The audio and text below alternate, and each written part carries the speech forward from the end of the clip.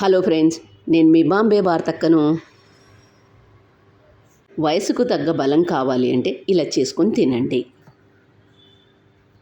ఎండాకాలంలో ఒంటికి చలవ చేసే వాటిని, ఎన్నో ఆరోగ్య ప్రయోజనాలు కల వాటిని తీసుకుంటే ఆరోగ్యం కూడా బాగుంటుంది. మరి ఎలా తయారు చేద్దామో చూద్దాం రండి. నా ఛానల్లో జొన్నల దోశలు, టమాటో దోశలు, కొర్రల దోశలు, రాగుల దోశలు, పాలక్ దోశలు, ఫర్మెంటెడ్ దోశలు, నాన్ ఫర్మెంటెడ్ దోశలు ఇలా అన్నీ ఉన్నాయి. కింద లింక్ ఇస్తాను, చూసి చేసుకోండి. పెసలు 1 కప్పు. పెసలు 1 కప్పు తీసుకొని వీటిని ఒకసారి శుభ్రంగా వాష్ చేసుకోండి. వాష్ చేసుకున్న వాటిలోకి మునిగేంత వరకు నీళ్లు పోసుకొని మూత మూసి 4 గంటలు నానబెట్టుకోండి. నానబెట్టుకున్న వాటిల్లో నుంచి ఇలా జాలి గిన్నెలో నీళ్ళన్నీ వంపేసుకోండి. మూత మూసి పెట్టండి. మూత తీసి చూడండి ఎంత బాగా మొలకలు ఎత్తాయో. ఇలా స్ప్రౌట్స్గా చేసుకోండి. ఇలా వచ్చిన వాటితో దోశలు చేసుకొని తింటే ఎంతో బాగుంటుంది.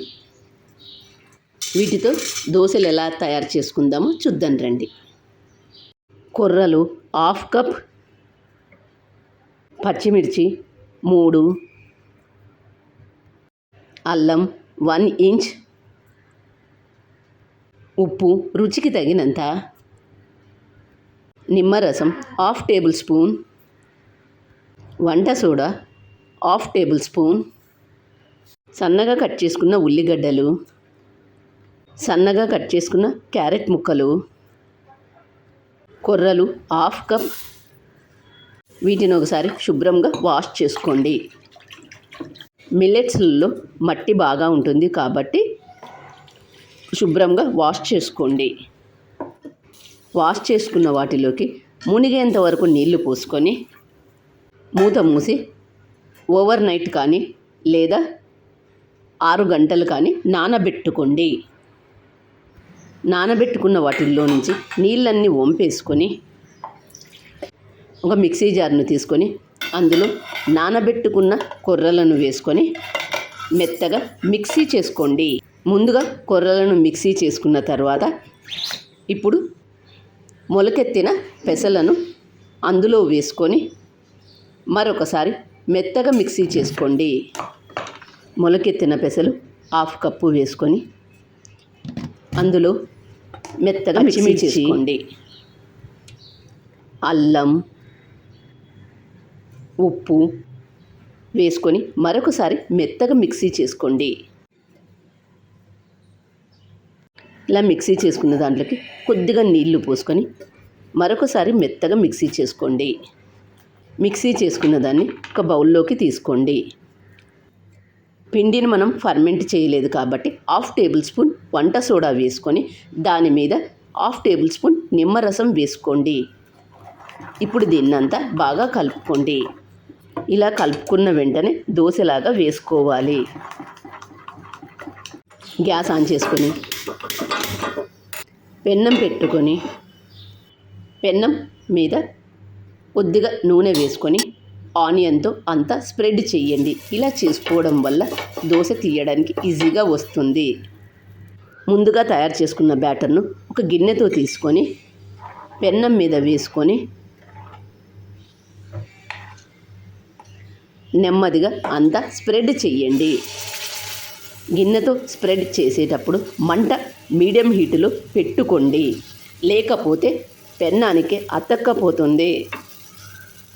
దోశ మీద తడంతా ఆరిపోయిన తర్వాత నూనె కానీ నెయ్యి కానీ మీకు ఏది ఇష్టమైతే అది వేసుకోండి. సన్నగా కట్ చేసుకున్న ఉల్లిగడ్డలు వేసుకోండి. సన్నగా కట్ చేసుకున్న క్యారెట్ ముక్కలు, సన్నగా కట్ చేసుకున్న కొత్తిమీర వేసుకోండి. ఇలా కొర్రలతో పెసరట్టు వేసుకోవడం వల్ల ఎన్ని తిన్నామో కూడా తెలియదు. కొద్దిగా తిన్న కడుపు నిండినట్లుగా ఉంటుంది. రోజంతా కావలసిన శక్తి కూడా ఉంటుంది. ఆరోగ్యం కూడా బాగుంటుంది. వీటిని అన్ని వయసుల వాళ్ళు తీసుకోవచ్చు. అరుగుదలకు కూడా బాగుంటుంది. దోశ తీసేటప్పుడు ఎప్పుడే కానీ ముందుగా అంచుల వెంట లూజు చేసిన తర్వాత అప్పుడు దోశను ఫోల్డ్ చేసుకోండి. వయసుకు తగ్గ బలం కావాలంటే ఇలా చేసుకొని తినండి. అలాగే మరొకటి వేసి చూపిస్తాను చూడండి. గిన్నెతో పెన్నం మీద వేసుకొని అంతా స్ప్రెడ్ చెయ్యండి. మంట మీడియం హీట్లో పెట్టుకోండి. తడంతా ఆరిపోయిన తర్వాత దీని మీద నూనె కానీ నెయ్యి కానీ మీకు ఏది ఇష్టమైతే అది వేసుకోండి. ఇప్పుడు సన్నగా కట్ చేసిన ఉల్లిగడ్డలు, సన్నగా కట్ చేసుకున్న క్యారెట్ ముక్కలు, కొత్తిమీర ఇవన్నీ వేసుకొని తింటే ఎంతో బాగుంటుంది. దోశ తీసేటప్పుడు ఎప్పుడే కానీ ముందుగా అంచుల వెంట లూజు చేయండి. అప్పుడు ఫోల్డ్ చేయండి. దోశ చూడండి ఎంత బాగా వచ్చిందో. ఈ కొర్రల పెసరట్టులోకి అల్లం పచ్చడి సర్వ్ చేసుకొని తింటే ఎంతో రుచిగా ఉంటుంది. మరి మీరు కూడా తప్పక ట్రై చేయండి. మరి మీకు ఎలా వచ్చాయో నాకు కామెంట్ చేసి చెప్పండి. నా ఛానల్ కొత్తగా చూసేవాళ్ళు సబ్స్క్రైబ్ చేసుకోండి. మరొక కొత్త రెసిపీతో మీ ముందుకు వస్తాను. Thank you for watching.